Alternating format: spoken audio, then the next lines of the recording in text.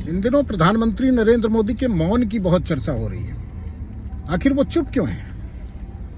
जब मैं ये कह रहा हूं कि वो चुप क्यों हैं तो आपको कई उदाहरण से बताता हूं। दरअसल जब ऑपरेशन सिंदूर को लेकर के चर्चा हुई और जब राज्यसभा में ये बहस शुरू हुई तो पूरा विपक्ष एक पांव पर खड़े होकर मांग कर रहा था कि प्रधानमंत्री नरेंद्र मोदी को जवाब देना चाहिए। लेकिन जवाब देने के लिए कौन आगे आया? अमित शाह। और अमित शाह ने डंके की चोट पे राज्यसभा में कहा कि आप लोग जानना चाहते हैं कि प्रधानमंत्री कहाँ हैं, तो प्रधानमंत्री अपने दफ्तर में बैठे हुए हैं। रेयरेस्ट ऑफ रेयर इस तरह से कभी भी संसद में इस तरह के जवाब की अपेक्षा विपक्ष को नहीं होती और अमूमन सत्ता पक्ष से कोई इस तरह से नहीं कहता कि ऑफिस में बैठे हैं लेकिन सदन में नहीं आए।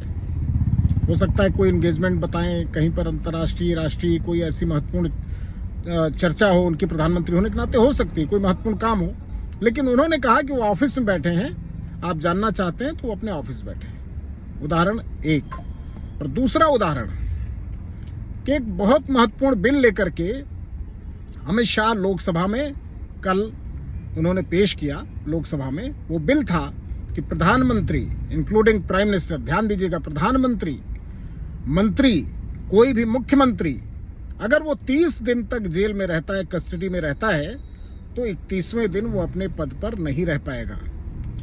वो अनुशंसा के बाद राष्ट्रपति उसे हटा दे, और अगर अनुशंसा नहीं होती है तो अपने आप कानूनन वो 31वें दिन बर्खास्त माना जाएगा पद से। बहुत ही महत्वपूर्ण बिल था और इसको लेकर के विपक्ष एकदम आंदोलित हो उठा कि ये तानाशाही की शुरुआत है, ये एक तरह से देश में हिटलर शाही की शुरुआत है।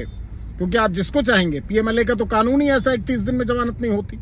जितने भी उदाहरण देख लीजिए, जिन जिन को बंद किया किसी की जमानत 30 दिन में नहीं हुई, तो 30 दिन जमानत नहीं होगी।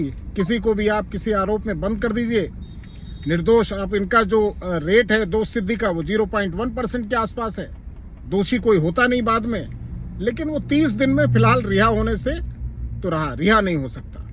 तो ऐसे में उसको अपना पद तो छोड़ना ही पड़ेगा। लेकिन जब इस पर बहुत हंगामा हुआ, चारों तरफ चर्चा हुई, पूरे देश में चर्चा हुई, तो लोगों को उम्मीद थी, जैसे अमूमन प्रधानमंत्री की आदत है कि वो बोलते हैं, लेकिन ना तो उन्होंने कोई पोस्ट किया, ना वो सदन में थे, ना उन्होंने इस पर अपनी कोई सहमति या असहमति या विपक्ष के आचरण पर भी कुछ नहीं बोले। तो अब ये सवाल बीजेपी के अंदर और पूरे पॉलिटिकल सर्कल में बहुत तेजी से हो रहा है कि प्रधानमंत्री के मौन का रहस्य क्या है। क्या जो चर्चा मोहन भागवत ने छेड़ी थी कि वो 75 साल के हो रहे हैं सितंबर में, उन्होंने सीधे नहीं कहा, लेकिन उन्होंने कहा कि 75 साल का अगर कोई हो जाए तो उसे शॉल ओढ़ लेनी चाहिए। स्वयं मोहन भागवत भी 75 साल के हो रहे हैं। क्या जो राशि